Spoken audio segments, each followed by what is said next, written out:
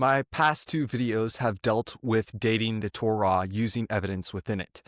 But in this video, I'm going to be looking at redating of the book of Daniel through the Dead Sea Scrolls, but also redating Dead Sea Scrolls as well. This is brand new research that was just published in June. And so I'm really excited to go over it. There is the academic article that this is all coming from in the subscription. You can find the academic article that I got all this information from reading it myself in the description below. So go ahead and look at the link there, as well as everything else that I'll be referencing. And I'm also going to be putting up quotes as well as charts and diagrams that I'm pulling from that academic article itself. The Dead Sea Scrolls are huge. Ever since they were discovered in 1947, they have been shattering our understanding of Second Temple Judaism, its history, its theology. And they continue to do that up until today as we continue to learn more and more and more about them. Now, getting into dating the Dead Sea Scrolls. As accurate as radiocarbon dating is, the process requires that extremely fragile and ancient Dead Sea Scrolls are destroyed in the process. Again, these Dead Sea Scrolls shouldn't have even survived, but it's just by the sheer fact that they existed in the driest part of the earth that they survived as long as they did. So to radiocarbon date them, we have to tear them apart and destroy them to figure out with the most effective and precise dating method that we can.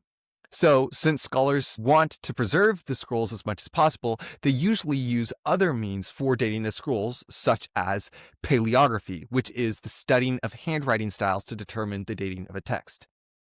But still, paleography proves to be subjective, and paleographers always already have their own assumptions when they're dating these Dead Sea Scroll texts or whatever else. So then, they radiocarbon dated and scanned 24 Dead Sea Scrolls. Then these scholars fed both the scanned images of the Dead Sea Scrolls and the radiocarbon dates to an AI model that they named after the apocalyptic scribe, famous in all of Second Temple Judaism and among the Dead Sea Scroll community themselves, Enoch. This Enoch AI model was then able to connect the two together and then learn how to date scrolls with accuracy, connecting the paleography, the style of the handwriting, to the radiocarbon dating. Thus, this AI model, Enoch, could now effectively and supposedly date whatever scrolls accurately as radiocarbon dating without the effects of radiocarbon dating, namely destroying the scrolls. But to verify that Enoch was even accurate in the first place, these scholars withheld some carbon-dated scrolls and used the leave one out cross-validation method to see if Enoch's dating of the scrolls would align with the radiocarbon dating. Based on this cross-validation method, Enoch was shown to have a mean absolute error of 27.9 to 30.7. And this mean absolute error is if it was going to date some scrolls too young or too old, it would be by about 28 to 31 years too young or too old. Enoch also predicted dates for 135 different scrolls that scholars had already given their own dates to based just on paleography. Out of the 135 scrolls that scholars had already dated only on paleography, Enoch agreed with scholars on dating 107 of those scrolls the same. That's 79% of the scrolls. So according to scholars, Enoch was actually 79% accurate in its dating of scrolls based on paleography. So then, Enoch was trained to be able to date scrolls by paleography without destroying them. And it could also be more objective in how it observes paleography since it isn't biased, like scholars, and it can analyze the scrolls with even more detail. For example, earlier, an AI model was trained by scholars to identify different scribes for each of the two halves of what is now known as the Great Isaiah Scroll, another Dead Sea Scroll.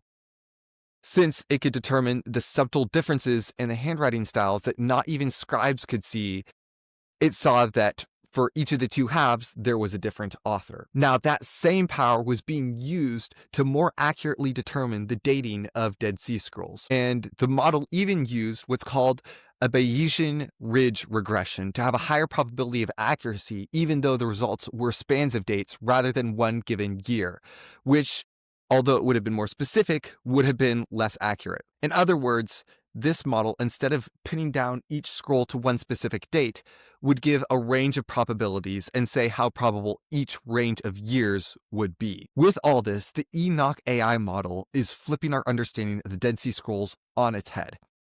But for me to explain how everything is being reoriented as we figure things out with this Enoch model, I need to tell you first how the Dead Sea Scrolls were even understood. While there have been many theories on the origin of the Dead Sea Scrolls, that the community was really schismatic Sadducees, that their caves were a library for safekeeping scrolls just outside Jerusalem, and so on, the prominent and traditional view has been that the Dead Sea Scroll community were what Josephus and Philo of Alexandria referred to as the Essenes. To give their backstory, in the middle 2nd century BC, the Seleucids, which is a group of the Greeks following after Alexander the Great, held control over Judea. And as many Jews were caving into the pressure to live among the Greeks in their lifestyle and give up their Jewish way of living, the Seleucid king Antiochus IV Epiphanes persecuted the Jews all the more. 67, he even sacrificed an unclean animal, probably a pig, to Zeus at the temple in Jerusalem. In response, one aristocratic family,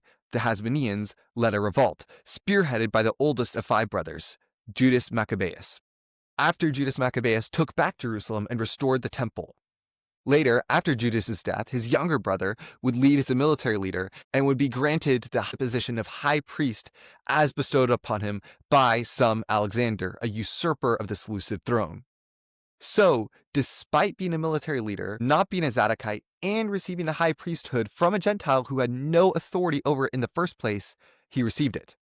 And this is when most scholars believe that some pure priests from the lineage of Zadok, that is, the Levite, who was established as high priest by King David himself, and the very family of priests that Ezekiel prophesied would run God's temple because of their purity and not giving in to idolatry. Some lineage of these Zadoks were scandalized by Jonathan accepting the high priesthood and fled into the desert to establish their own community. Out in the wilderness, they could perform their own priestly duties away from the evil of Jerusalem and who they would call the wicked priest. In 68 AD, as the Romans were fighting against the Jews, the Qumran community supposedly left all their scrolls in the caves and then went off to fight against the Romans and were destroyed, leaving Dead Sea Scrolls unnoticed for the next 2,000 years. Now that you know about the origins of the Dead Sea Scroll community, recall the year that Antiochus Epiphanes stopped the Jewish sacrifices and gave up his own unclean sacrifice on the Jerusalem altar to Zeus. That's right, 167. That event has been understood to be the Abomination of Desolation referred to in Daniel chapter 9, verse 27. In fact, Daniel 8 through 11 quite accurately explains what happens leading up to the Maccabean revolt. However, there's a point where the prophecy seems to predict the death of Antiochus Epiphanes at Jerusalem in chapter 11, verse 45. However, historically, we know that Antiochus Epiphanes did not die in Jerusalem, as it would seem to be interpreted from this verse. Because of the accuracy up to this point, and the use of Greek loanwords and later Hebrew words, scholars date this later section of Daniel to the middle of the time of the Maccabean revolt. They surmise that this later author used vaticinium ex eventu, that is, prophecy after the fact, and then added on his own suspicions about how he believed God would intervene and restore Israel after Antiochus's persecution. In other words, this later author of Daniel was living after Antiochus Epiphanes had already desecrated the temple and was writing as if he was Daniel in Babylonian captivity, prophesying the future of when this all would happen. But then this author tried to actually make some prophecies about the future, about the restoration of Israel and how this person would be overthrown and die, and he started to fall off a little bit and got the details wrong, and that would explain why he didn't accurately predict the historical death of Antiochus Epiphanes. But now we have reason to believe otherwise. This new AI model has dated both a Dead Sea Scroll fragment of Daniel 8 through 10, this is 4Q114, to during the time the author was supposed to have written, if not even earlier, as well as an Ecclesiastes scroll 4Q109, which they have also dated to even earlier than the suspected Greek rule. This Daniel fragment is dated to 230 to 160 BC with a 95.4% probability, and 205 to 175 with a 68.3% probability. Keeping in mind that this section of Daniel gives an accurate account of Antiochus desecrating the temple in 167, this means that this fragment from a copy of Daniel was probably dated to 175 BC at the very latest, with much less probability than anything else. And most likely, it was at the latest 7 years before the event, if not even earlier. And keep in mind that this is the dating for the Dead Sea Scroll fragment, not for the original Daniel scroll, which we don't have, by the way. That means that this portion of Daniel would have had to have been popular enough to be floating around, considered canonical, and remember that this is the same small sectarian group that supposedly ran away with this text, ditching all of Jerusalem, so it would have had to have been popular for all of Jerusalem. It would have had to have been written, floating around, popular enough to be considered canonical, and then copied even before this copy came to be, so that these Jews who would ditch and go into the Qumran community to form themselves as the Essenes would have a copy of the scroll. While this won't convince critical scholars that this portion of Daniel was written by a historical character in Babylonian exile who prophesied, at least a portion of this almost certainly had to have been accurate prophetic prediction according to this AI model, no matter who wrote it. Since these dates preceded the Maccabean revolt, they don't only prove Daniel's prophecy to be prophetic, however, but they also challenge the traditional scholarly view of the origins and the end of the Dead Sea Scroll community. If these scrolls can date to before the Maccabean revolt, then maybe we ought to rethink this community and where it really came from in the first place. Another interesting thing is that one scroll dated to around long past the earlier suspected end date of the community in 68. I know that I'm interested to hear how scholars are going to continue to react and what news they'll have and what new takes they'll have in response to this.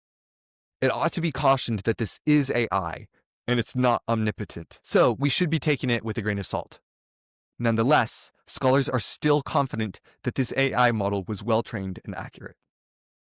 Top Dead Sea Scroll scholars collaborated to do this research, not just some group of Christian fundies. So the original academic article that was published, it's free. I read it. This is my summary of it. You can find it linked in the description below.